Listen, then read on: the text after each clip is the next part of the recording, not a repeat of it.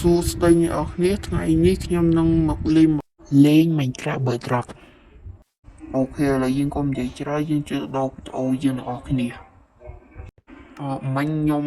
លេខ record ទៅចាប់បាត់មកឥឡូវយើងមកកាត់ថ្មរបស់យើងមកអូខេឥឡូវយើងកាត់ថ្មហើយយើងធ្វើធូរថ្មដើម្បីយើងយកទៅកាត់ថ្មទៀតនិយាយទៅក្នុង Minecraft យើងចូលមកដំបូងយើងមានអីមានកាត់ថ្មហ្នឹង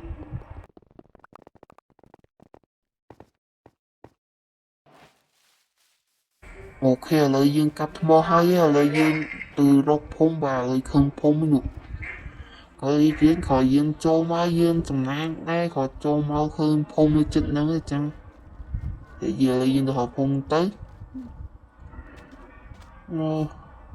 អូភូមិមានផ្ទះនេះអូ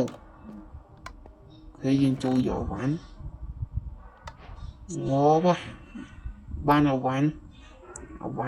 ដល់កងមកវ៉ាន់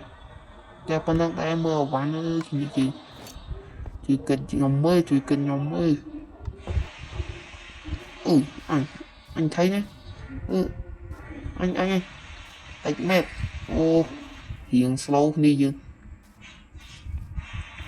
ឥឡូវក្នុងភូមិមិញគ្មានស្រូវសោះ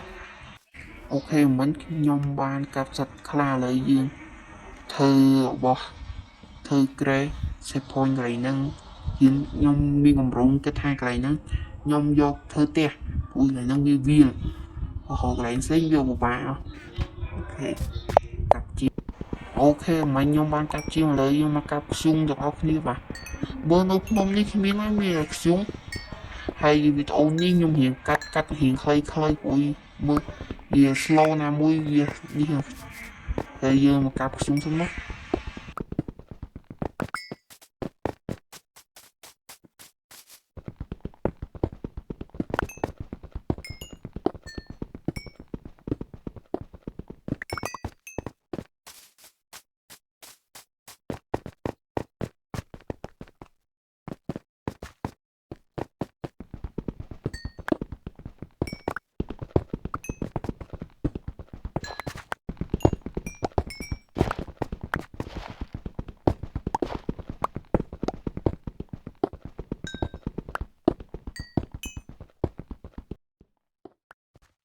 អូខេឥឡូវយើងបានកាប់ខ្ជុំហើយយើងឥឡូវយើងធ្វើការទៅដើររករបស់យើងបាទយើងដើរ explore ជុំវិញភូមិសិនជុំវិញវាមានរបស់យើងត្រូវការអញ្ចឹងអូខ្ញុំទៅឃើញអាកន្លែងគេបត់ថោបាក់បែកទៅមើលមានរបស់លូតអត់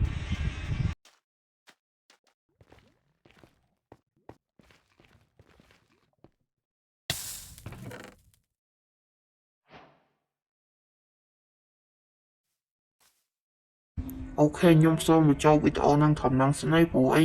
វារំថា server វារៀង slow គ្នាយើង